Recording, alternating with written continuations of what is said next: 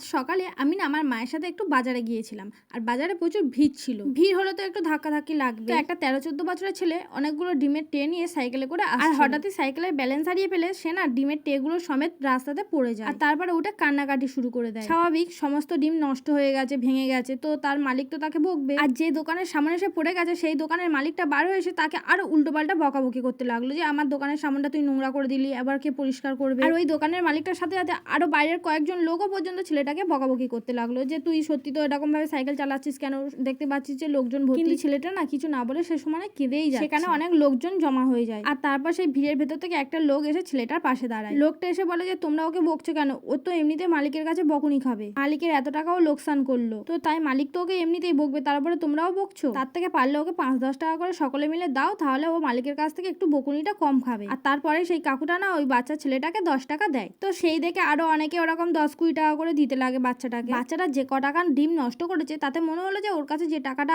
সকলে মিলে দিয়ে সাহায্য করেছে তাতে অনেক টাকাই হয়ে গেছে। তারপরে আমার মা বাচ্চাটার কাছে গিয়ে বলে, দেখ বাবু, আজ তোকে ওই লোকটা যদি সাহায্য না করতো তাহলে কিন্তু তুই মালিকের কাছে গিয়ে বকুনি খেতিস। তখন বাচ্চাটা আমার মাকে বলে, জেঠিমা ওটাই তো আমার মালিক ছিল।